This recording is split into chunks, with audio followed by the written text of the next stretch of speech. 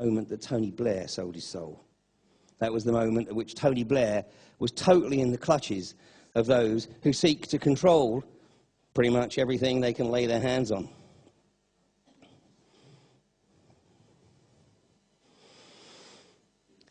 What I'm going to do this evening, in the next hour or so, is touch on a number of different threads, and it may appear that I'm jumping from one thread to another as I go through the evening. But as it comes to a conclusion, hopefully you'll see that all these threads come together. And I'm going to touch on some fairly controversial aspects. I only get nervous when I come to Glastonbury. Everywhere else, I'm giving presentations that, I've generally given once or twice at least before. But Glastonbury, I always push the envelope that little bit further. And tonight is no different. So please bear with me. This is an X-rated evening, I think. But the New World Order, we can trace it back quite some way, but just look at this century. And Hitler made this observation. George Bush Sr. used the phrase on September the 11th, 1990, 6 weeks after Saddam had bitten the bait offered by April Glaspie when she basically told Saddam that America wouldn't get involved if Iraq invaded Kuwait. And the 11th of September has some interesting connotations through history, not least that on the 11th of September 1973, that was the date at which George Bush Sr. was actively involved in setting up the coup in Chile that took out President Allende and put in Pinochet, with Kissinger making his famous remark after the electorate had elected Allende in Chile. And Kissinger said, no, that we have to do something. This is far too important for the people to decide.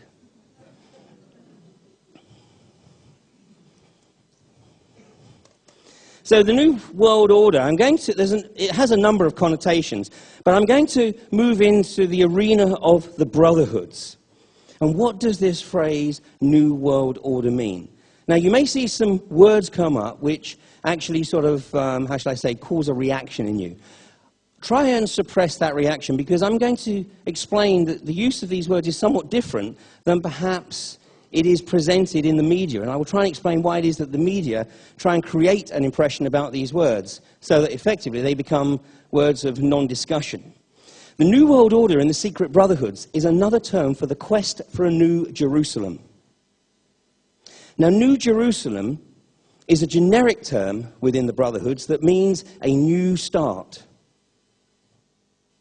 Jerusalem obviously has featured through history as the start of a number of New World Orders. So over the years, there have been a number of cities that have been effectively designated by the brotherhoods operating within those cities and the leaders of those cities as the New Jerusalem. Not least Paris, Washington, Perth in Australia, and there's a couple of places dotted around the US. But one of the primary places is London. And if my memory serves me correctly, it was 2 or 3 years ago that Adrian Gilbert stood on this stage on a Sunday evening and talked about London and his investigation into London as the New Jerusalem. And this term came about in London basically from around about the 17th century, although we can trace this thread back a little further, with a group of people who believed that England was effectively ceded by one of the lost tribes of Israel, effectively the tribe of Ephraim. And the term they use to identify their New Jerusalem is Zion. Now, Zion, of course, is a hill, the name of a hill in Jerusalem. Now, the media have worked very, very effectively for the last 30 or 40 years to shut down any intellectual discussion that revolves around the word Zion.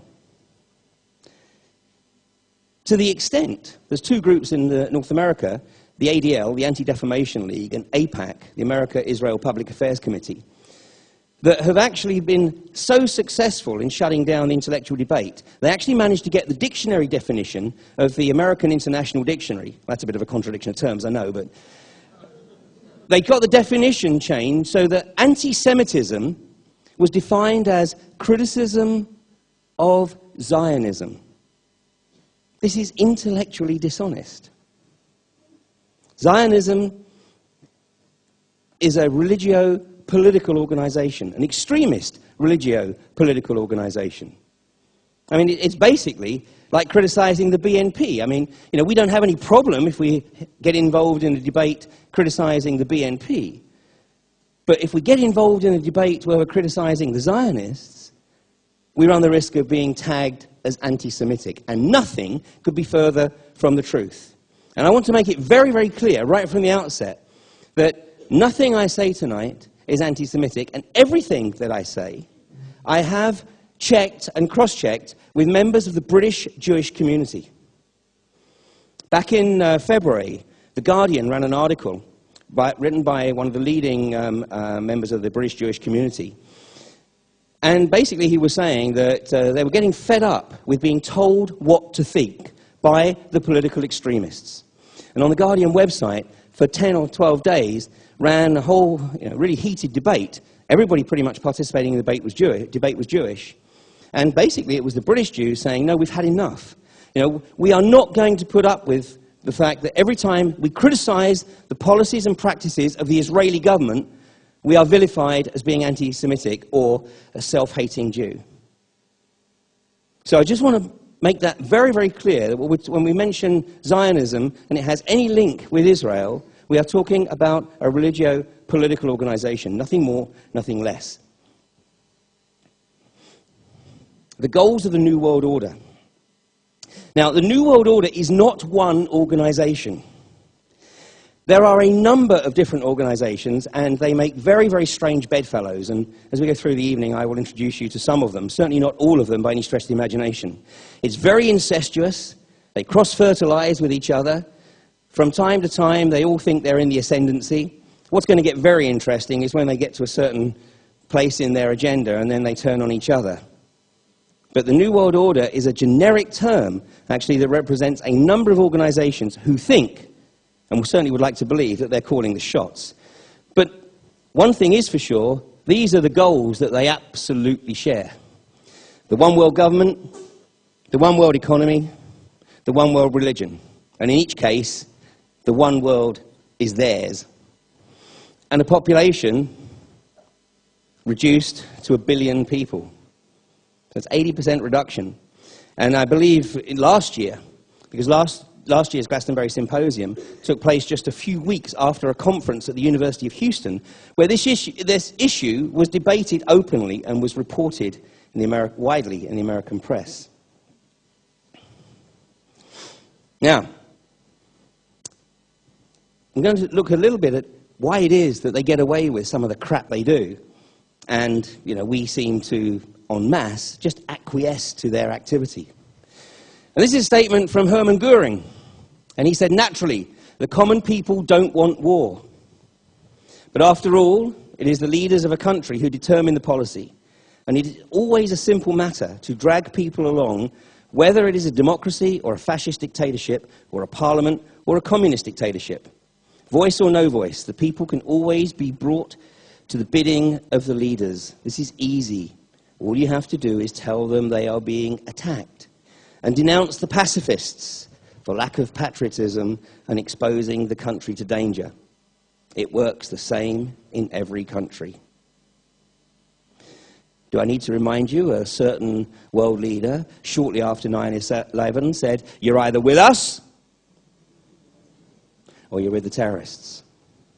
The US has effectively been a dictatorship since 2003. Very few Americans are aware of this. George Bush signed the orders for a state of emergency in 2003, and he hasn't rescinded those powers. He has recently submitted, literally within the last few weeks, he has recently submitted a bill to the Senate which will give the Department of Homeland Security the right to sequester the assets of anybody who criticizes the policy of the government. We are well on the road to the United Soviet States of America.